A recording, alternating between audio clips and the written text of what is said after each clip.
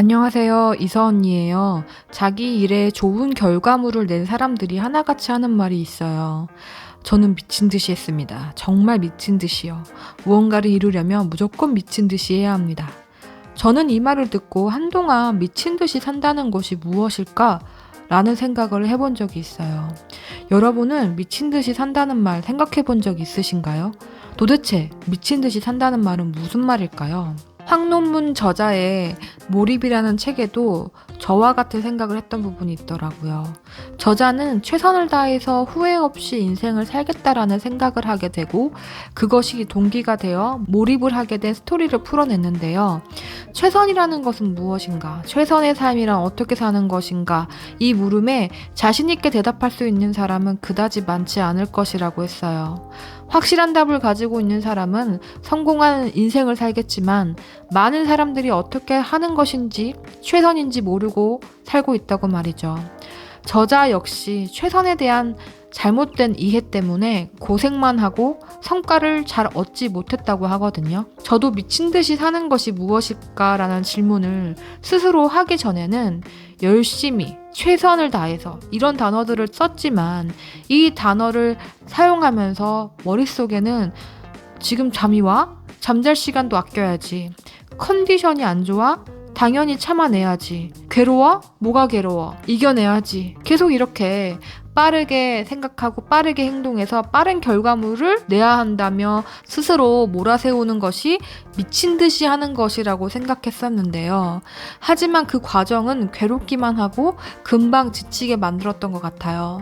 저는 이 책을 읽고 결국 미친 듯이 산다는 것은 몸을 갈아 넣는 것이 아니라 매일 목표에 대해 몰입 상태를 유지하는 것이라고 이해하게 되었어요.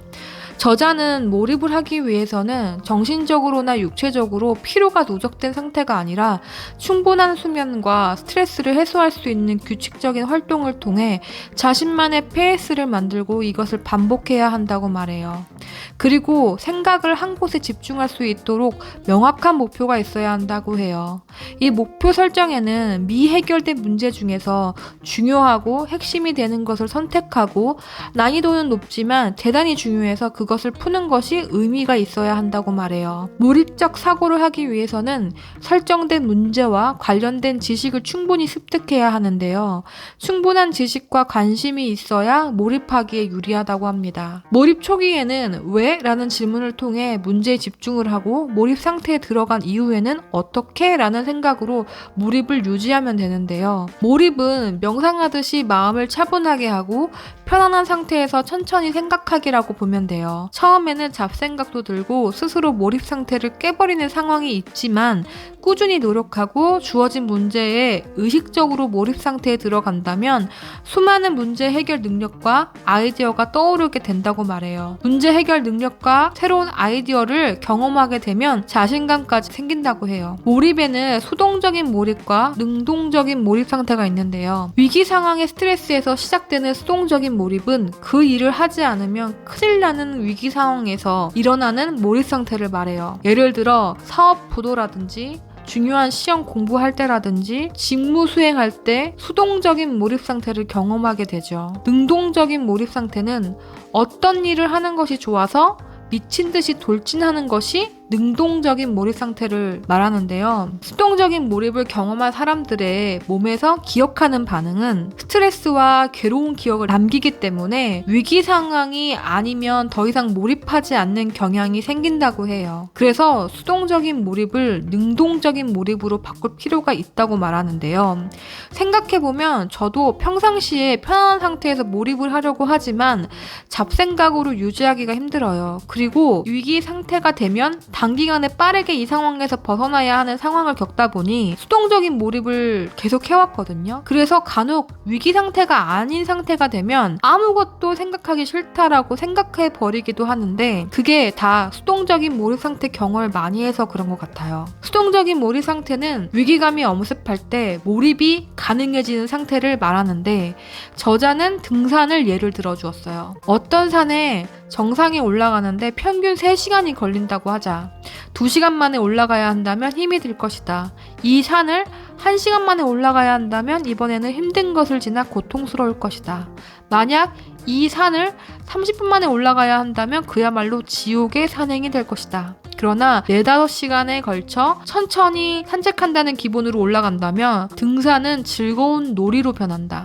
몰입도 마찬가지다. 충분한 시간을 가지고 천천히 들어가려고 하면 수반되는 고통을 최소화할 수 있다. 어려운 문제 앞에 스트레스를 받기보다 시간에 쫓기지 말고 여유를 갖고 생각의 속도를 느리게 하여 해결해 나가야 한다고 말해요. 오래도록 생각하면 결국에 풀린다라고 말이죠. 사람들은 풀 수 없는 문제 앞에서 배우지 않았기 때문에 자신의 능력 밖이라고 단정해버리는 그것은 스스로 자신의 한계를 규정짓는 일이며 이러한 패러다임으로 사고력이나 창의력을 발달시키기 어렵다고 말해요. 결국 자신이 가지고 있는 무한한 능력을 깨우지 못하고 평생을 보내게 된다고 말이죠. 몰입도를 높이기 위해서는 한 번에 한 가지 일을 하는 것이 유리하고 필요 없는 정보는 차단하고 주어진 문제에 대하여 충분한 지식과 배경을 공부하고 집중적으로 몰입할 수 있는 공간과 시간을 확보해 적극적인 몰입을 활용하면 효율성도 좋아지며 새로운 아이디어를 얻을 수 있다고 말합니다. 몰입적 사고를 하려면 열심히 생각하기에서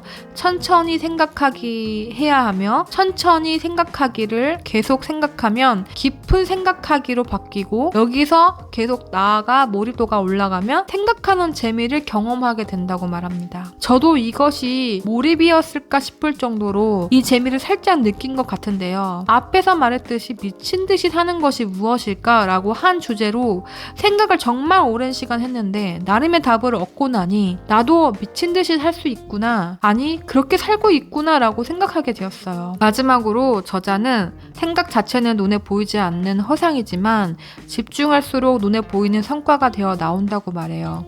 누구나 할 수 있는 생각을 자신만의 참신한 아이디어로 만드는 것은 당신이 얼마나 몰입하느냐에 달려있다고 말이죠. 생각하는 습관을 들이고 몰입에 이르는 단계를 하나씩 실천한다면 누구든 성공과 행복을 동시에 거머쥘 수 있다고 말합니다. 여러분도 고도의 집중된 몰입 경험을 통해 인생의 성공과 행복을 거머쥐시기 바랍니다. 구독, 좋아요 부탁드리고요. 다음 영상에서 뵐게요. 감사합니다.